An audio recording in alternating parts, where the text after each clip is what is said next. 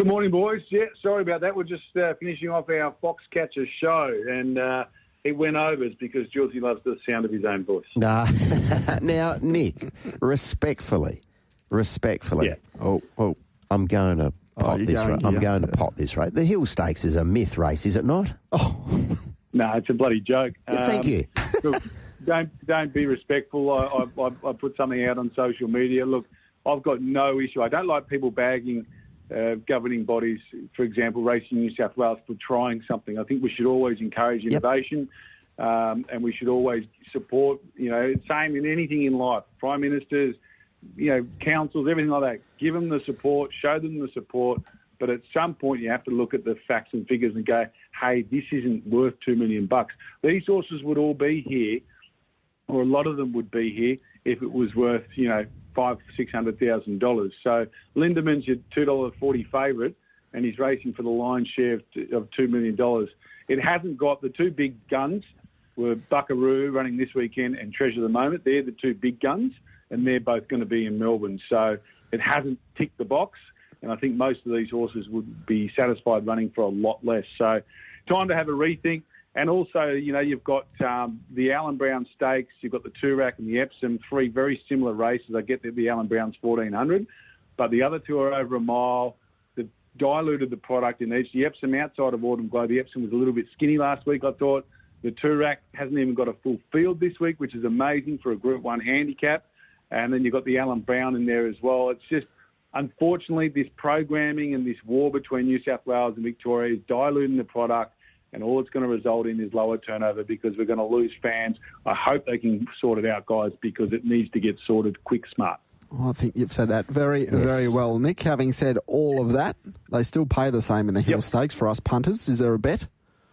That's it, yeah. You've just got to put the politics aside and focus on the punt. Look, Lindeman's a deserved favourite. We are hearing rails and run will be advantageous, so I'd be looking for something to get a soft run that can weave through and perhaps blouse him late in the piece. Look, Faulkner Park, second up. He's drawn a touch off. He's going to have to get across. Second up, last preparation. He was pretty good in the Ranford. He was placed behind Via Sustina. Lindemann was second in that race. There wasn't much. It was about half a length between him and Lindemann. Lindemann's now $2.40. He's $16. I thought he was probably a touch overs. Elmaz, fresh horse on the scene. He's only having his second run back this campaign. He was hard in the market behind Birdman in the Kingston Town. It was a fast-run race. I don't think it suited a horse resuming. Hill Strip Fitter, he goes in my bet slip as well. They're the two horses I want to play in the Hill Stakes of 2025. All right. Where else are we playing at Rosehill on the weekend, Nick? I think, look, going sort of earlier in the card, you've got the Roman Consul. Now, this is a great feeder race for the Coolmore Stud Stakes. The last two winners of the Coolmore have come through this race. So we watched this with the binoculars to look forward as to see who else might come out of it and go to bigger and better things. Now, Mahuna is very well weighted in this race. She won with 58 kilos first up in the Heritage. It was a slowly run race. She had to quicken with the big weight. Not easy to do. She was still too good for Acacia and Beedman on that occasion. She drops to 54.5. She meets Beedman considerably better at the weights from beating him last time out, so it's hard to see him turn the table. So I think you can have a saver bet on her, but the horse that interests me is number 7, Napoleonic. He's the fresh one on the scene. I've sort of been saying for a few months now that crop of now 3-year-olds, previously 2-year-olds, just haven't really set the clock on fire. They've sort of been okay without being very good. Bivark bucked the trend. He ran to a massive number in the Golden Rose. That's why he won by 4 lengths. Everyone's talking about Woderton bringing the right form line to the Caufield Guineas, and Jules will talk about this with you guys in a few moments' time. Yes, it's the right form line, but you've also got to factor in the beaten margin there. So I think a horse like Napoleonic, fresh horse on the scene, might be able to do something. Best last 200 metres of the day in his first 2 runs back from the spell at Wyong and Warwick Farm. He's got to step up. He carried 59 last time out. He was very strong through the line. Best last 200 metres of the day, as I said. He was getting further and further away from his rivals in that race. And I think it sets up well for him. Excuse me. Johnny O'Shea loves a straight race. He's taken horses down the Newmarket before. And the Coolmore Stud Stakes has gone very close to winning previously with some horses at big prices. I think Napoleonic's around $51 in the Coolmore. I'd be having a little piece of that and having something on him on Saturday afternoon. All right, just Coolmore as we let you get that frog out of your throat. $51. I'll write that down. Mentioned it off the top. Gloaming, Federalist. I don't think many people, I know he's emergency one, but I don't think many people missed the way he hit the line in the Dulcify last time.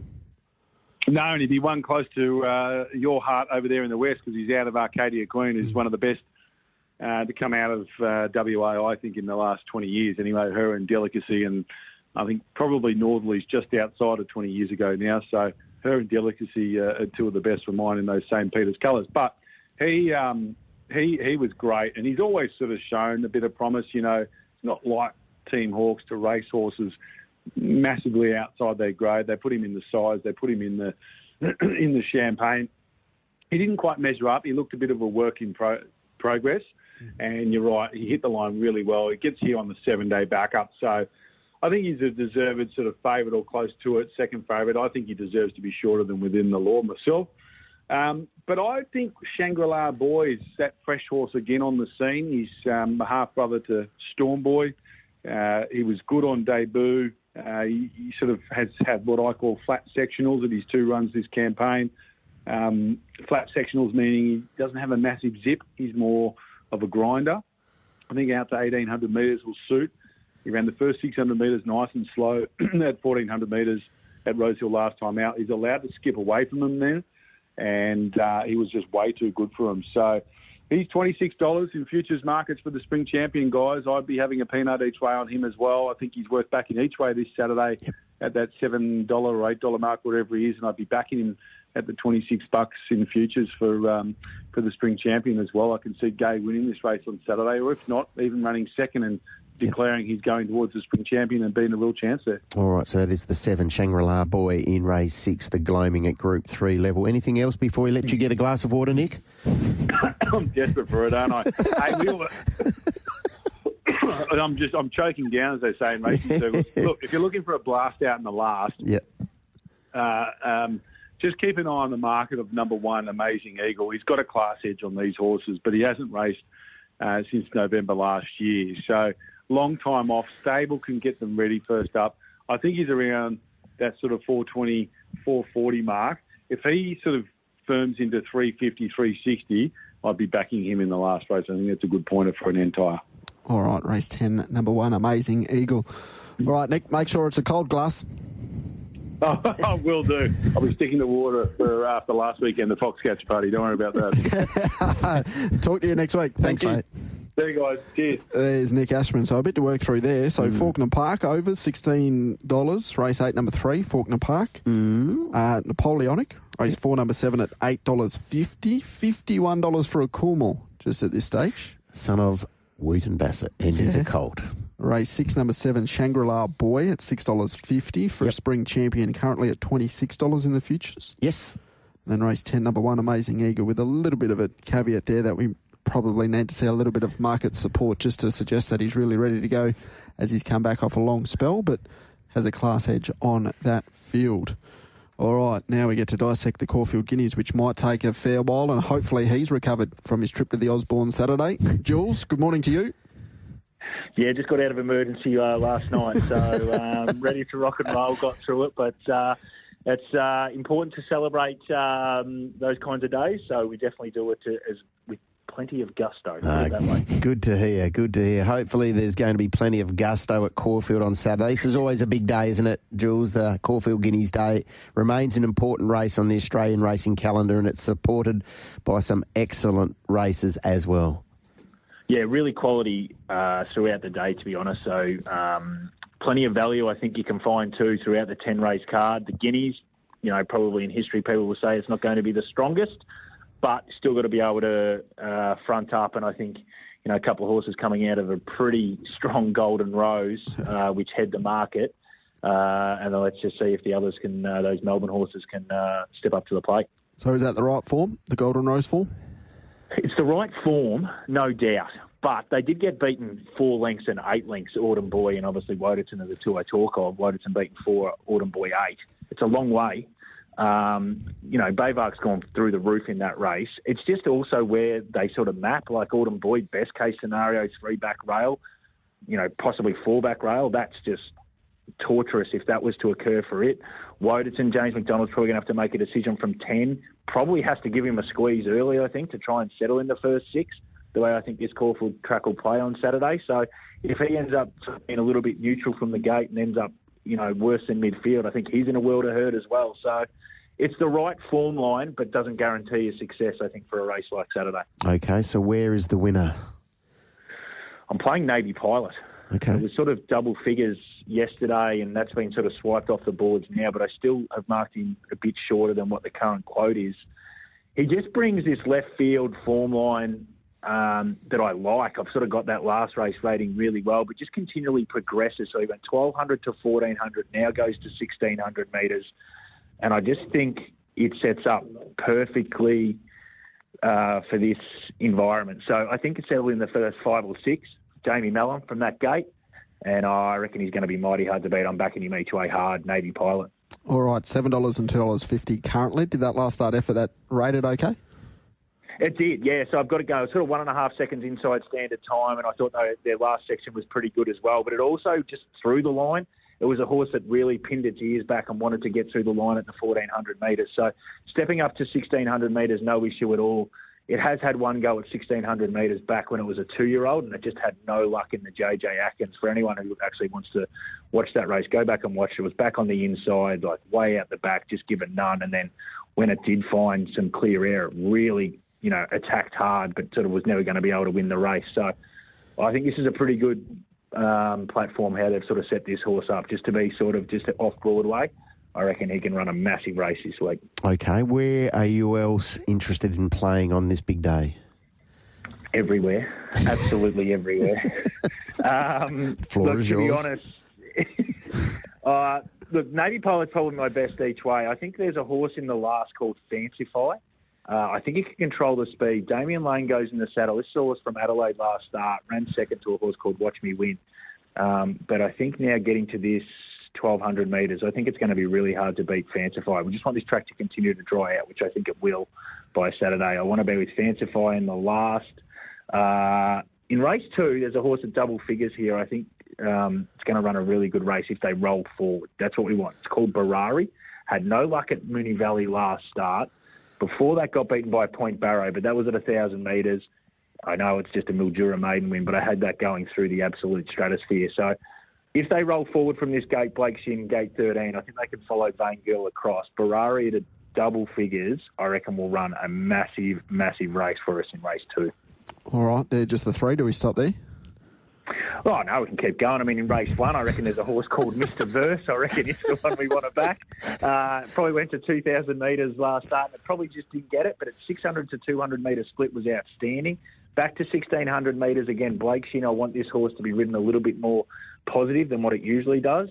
I think we can back it there. In race 3, there's a horse called Plymouth, won the Benalla Cup last start at 2,100, goes to 2,400. Yes, it's got to go to that further, probably endurance zone, but I think it can. I think it has the right basis to be able to do that out of a fast run race. And I'll just stop there, guys, because otherwise you've got me on a roll now and I might not ever stop. No, fair enough. Just quickly, Jules, where does Treasure the Moment fit in your eyes in the spring picture?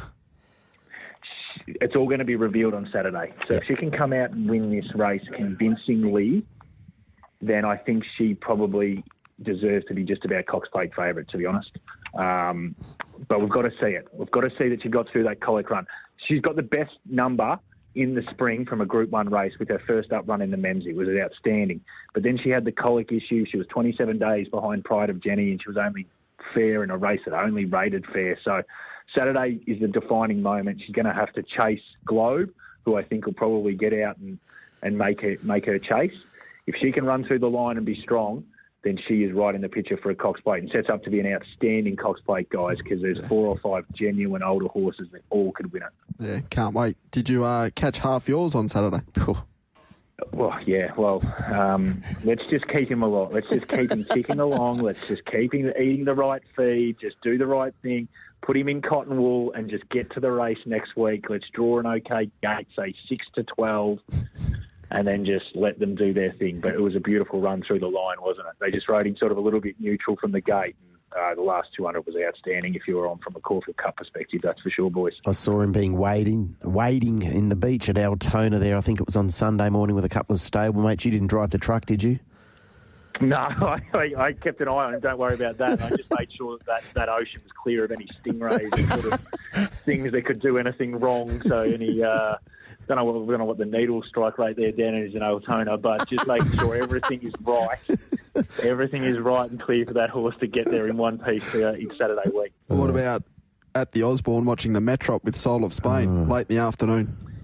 Yeah, look, to be honest, I was still going to put an extra 5K over the bar. And to be honest, there was one other guy cheering the winner, Royal Supremacy. I was like, who's this clown? It was actually Ashman. So it's good to have people in your camp really sort of support. I was like, mate, did you realise that? And he goes, oh, yeah, I didn't realise that. I was like, okay, you can leave now, mate. But thank you for your time.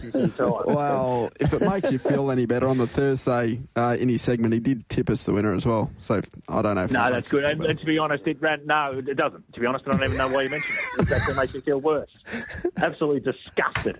But, yeah, it did. Look, it just got off our back, and it was really strong. And it came out of the same Newcastle Cup as well, so it was probably the right form line.